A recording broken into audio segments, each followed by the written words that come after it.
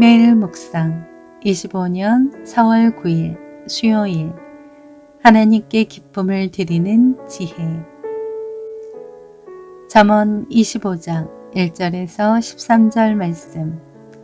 이것도 솔로몬의 잠언이요 유다왕 히스기야의 신하들이 편집한 것이니라.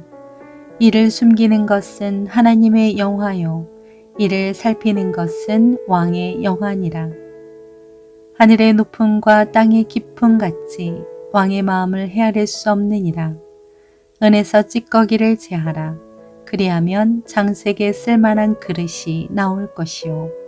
왕 앞에서 악한 자를 제하라. 그리하면 그의 왕위가 의로 말미암아 견고히 서리라. 왕 앞에서 스스로 높은 체하지 말며 대인들의 자리에 서지 말라.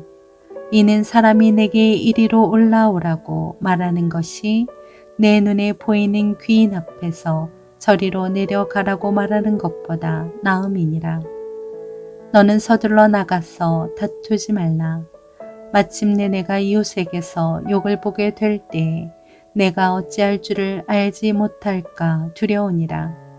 너는 이웃과 다투거든 변론만 하고 남의 은밀한 일은 누설하지 말라.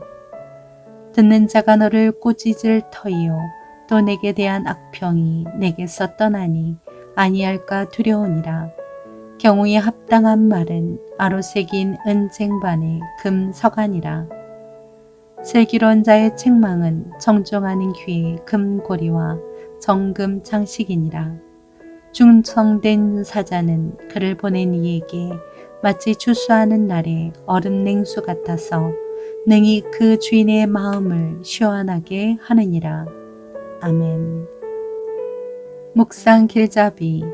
하나님의 뜻을 겸손히 살피며 지혜롭게 말하고 처신함으로 하나님의 마음을 시원하게 해드리게 합니다. 잠언 25장 4절에 장색은 물건 만드는 일을 직업으로 삼는 사람을 가리킵니다. 공장 혹은 장인이라고도 합니다. 성경에 언급된 장인은 대부분 금이나 은, 구리 등으로 우상이나 도구를 제작하는 자들이었습니다. 우리는 자녀로서 아버지이신 하나님의 마음에 기쁨을 드리며 살아가야 합니다. 그 일에도 하나님이 주시는 지혜가 필요합니다. 오늘 본문은 우리가 하나님의 마음을 시원하게 해드리는 방법에 대해 가르쳐 줍니다. 첫째, 삶에서 불순물을 제거하라. 우리는 인생을 살아가며 언제나 하나님이 이루신 일을 잘 살펴야 합니다. 그와 동시에 악인들을 멀리해야 합니다. 그래야만 하나님의 뜻에서 벗어나지 않을 수 있습니다. 불순물을 제거하여 순도를 높인 금과 은이 가치가 있듯이 악한 것을 철저히 제거한 삶이 하나님께 기쁨을 드릴 수 있습니다. 둘째, 스스로 높이지 말라. 우리는 왕과 같은 사람 앞에서 자신을 높이지 말아야 합니다. 스스로 높은 자리에 앉지도 말아야 합니다. 만약 함부로 높은 사람들의 자리에 끼어들면 강제로 쫓겨나는 수치를 피할 수 없게 됩니다. 하나님은 겸손한 자를 높여주시는 분임을 기억하며 자신이 있어야 할 자리를 분별하십시오. 셋째, 합당하고 적절한 말을 하라.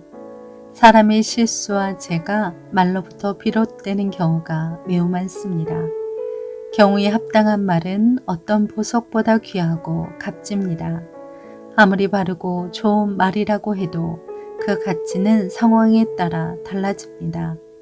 책망의 말이라고 해도 지혜가 담기면 가치가 높아지며 가치 있는 말은 영혼의 유익함을 기억하십시오.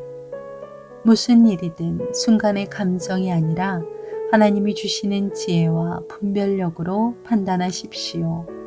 일상생활에서 그 판단으로 말하고 행동한다면 하나님의 마음을 시원하게 해드리는 것은 물론이고 가족과 이웃 사람들에게도 기쁨과 선한 영향을 끼치며 살아가게 될 것입니다. 삶의 적용. 하나님과 친밀한 사람의 특권. 사람은 친밀한 관계를 맺고 있는 사람에게 자신이 하실 일을 먼저 알립니다. 그리고 그 사람으로 하여금 기도하게 하십니다. 그리고 그 후에 그 일을 성취하십니다. 남이 알지 못하는 비밀을 먼저 안다는 것은 특권입니다. 우리가 하나님의 비밀을 먼저 받기 위해서는 하나님과 가까이 있어야 합니다. 하나님을 경외하고 그분의 말씀을 귀히 여겨야 합니다. 하나님과 연합해 있어야 합니다. 하나님께 기도해야 합니다. 그럴 때 누구보다 먼저 하나님의 비밀을 들을 수 있습니다. 하나님의 마음을 시원하게 해드리는 삶의 열매들에 대해 생각해 보십시오. 기도합니다. 주님, 말과 행동에 믿음과 겸손과 지혜가 풍성히 담기도록 하옵소서. 예수님의 이름으로 기도합니다. 아멘.